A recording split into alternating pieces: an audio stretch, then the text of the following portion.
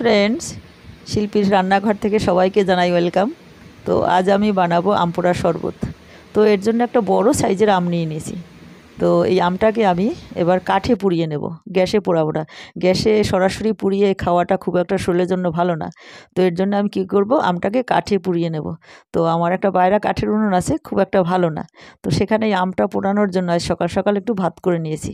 তো ভাত হয়ে যাওয়ার পর যে বাকি আঁচটা ছিল, মানে আগুন ছিল, তার মধ্যে আমি আমটাকে পোড়া দিয়ে দিয়েছি। তো এর মধ্যে কিছু সময় রেখে দিতে হবে, তাইলে আমটা খুব সুন্দর করে পোড়া হয়ে যাবে। তো আমটা বেশ পোড়া হয়ে গেছে, আমি ধুয়ে পরিষ্কার করে ঘরে নিয়ে এসেছি। এবার এটা কী করব, চটকিয়ে নেবো ভালো করে। আপনারা চাইলে মিক্সিতে পেস্ট করে নিতে পারেন, তাইলে খুব ভালো হয়, আর হাতেও ভালো হবে। তো একটু সময় লাগবে। তো কাইটাকে আমি বার করে নিয়েছি। এবার এর মধ্যে চিনি অ্যাড করব। তো আমি পরিমাণ মতো চিনি দিয়ে দেবো, আর আপনারা আপনাদের পরিমাণ মতো দিয়ে দেবেন। তো চিনি দিয়ে আবার হাত দিয়ে একটু ভালো করে নাড়াচাড়া দিয়ে নেব, যাতে আমের দানাটা না থাকে। তো এবার এখানে দিয়ে দেবো ঠান্ডা জল। ফ্রিজে জল রেখেছিলাম, সেই ঠান্ডা জলটা দিয়ে দেবো। আর আপনারা ইচ্ছা করলে নর্মাল জলও দিয়ে দিতে পারেন, তো আবার ফ্রিজে রাখতে হবে।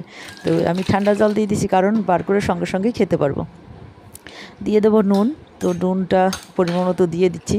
নুন চিনির জল গরমের জন্য খুবই উপকার, আমাদের ঘামের সঙ্গে একটা জল বেরিয়ে যায়, তো সেটা ঘাটতি পূরণ হয়ে যায়। এবার দিয়ে দেবো বিট নুন। তো বিট নুন না থাকলে আপনারা নুন দিয়েও করতে পারেন। তো বিট নুন দিলে একটা খুব সুন্দর সেন্ট হয়। তো আমার আমের শরবত রেডি হয়ে গেছে। এবার আমি সার্ভ করব। আমি আর আমার কর্তামশাই খাবো। দুটো কাঁচের গ্লাস নিয়ে নিয়েছি।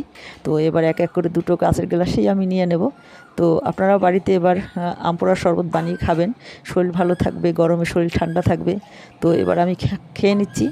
আর ভিডিওটি ভালো লাগলে লাইক, শেয়ার, সাবস্ক্রাইব করবেন, কমেন্ট করবেন অবশ্যই, আমার পাশে থাকবেন। তো আজকের ভিডিওটা এখানেই শেষ করছি। আবার পরের ভিডিও নিয়ে আপনাদের সঙ্গে আসবো, দেখা করব, কথা বলবো। টাটা, বাই বন্ধুরা।